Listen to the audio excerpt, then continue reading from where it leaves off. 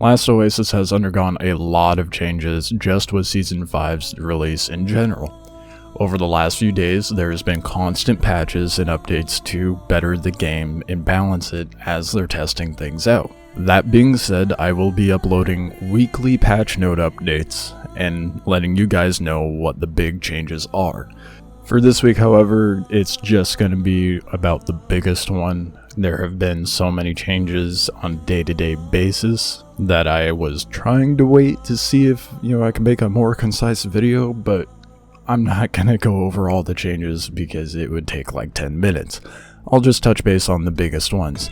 One of which, if you leave your stuff out on a PvE tile and it ends up being cracked or zeroed, players will no longer be able to loot them. I'm glad I took advantage of that when I did. I mean, I would never do that. My neighbors may have been broke, but they're farther along than I am currently, so it's fine. The biggest changes, however, were after they fixed server issues and rolled out the patch that happened last night, bringing in Rupu shrines being the main thing. Progression is not what it was day 1 of Season 5, it's not what it was from prior seasons as we already know.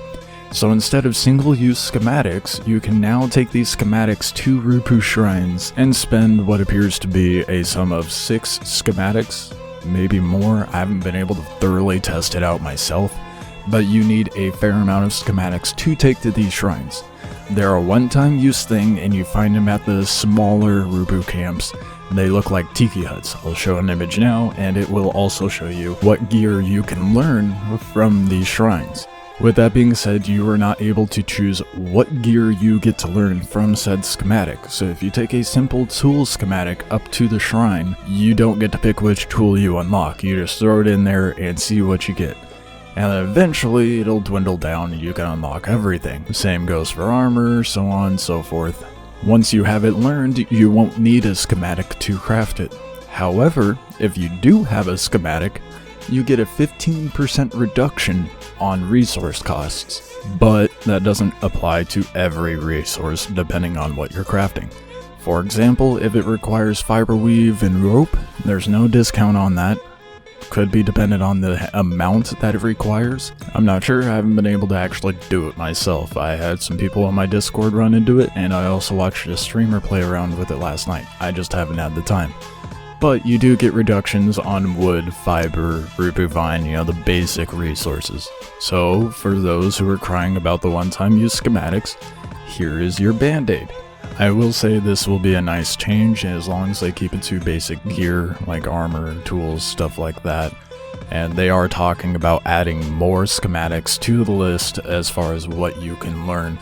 So I imagine depending on the feedback, if they add more things or keep the change, it will add things like bone tools. They're already having bone weapons on that list. I was worried about balance when they added this in, but that's because they didn't really disclose all of the details regarding of how it would function. Now that I know, I'm not too concerned about the balance aspect, and this will give a helping hand to those more casual players that are playing the game. But the patch doesn't stop there as far as making the game more approachable for a new player not knowing what the hell they're doing. First of all, the tutorial has been revamped. Not sure what that looks like, but it's revamped, so you guys will have to let me know.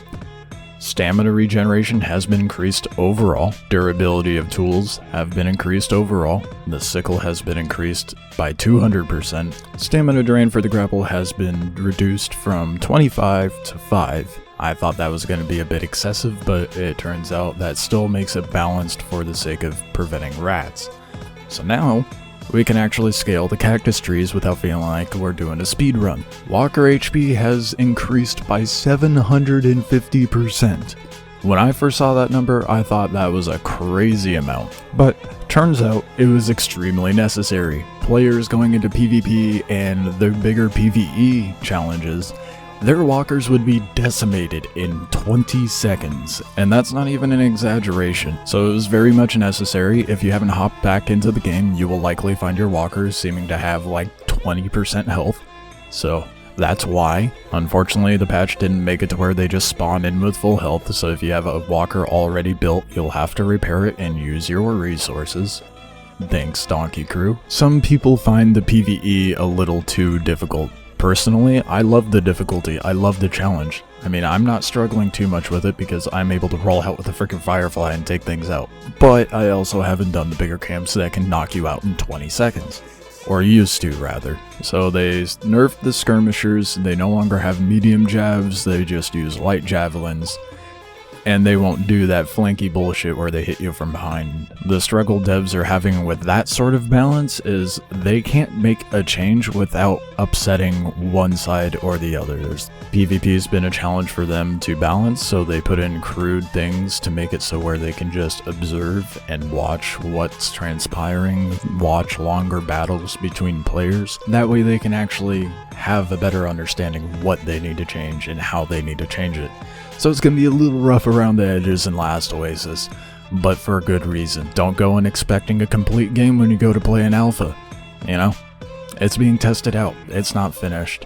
Just go in there and have fun and enjoy the ride. There's more involved with the patch notes, but these are the biggest changes in my opinion. If you have any further questions, drop into the comments down below. I always reply. Join my Discord. I've got people who are on top of it. I'm on top of it. Last Oasis announcements and the changelog are regularly posted automatically on my server. You could also drop into my streams on Twitch and ask me live. Ask me 100 questions. I am happy to answer. Doesn't matter what platform it's on. I want more people playing this, and I want people to feel like there's a community welcoming them with open arms, unlike prior seasons. It's free on Steam for the weekend, so if you're thinking about it still, now's a good time to get your buns sandy. Get in there, try it out, join me live on Twitch. Thank you all for watching, and make the most of your day.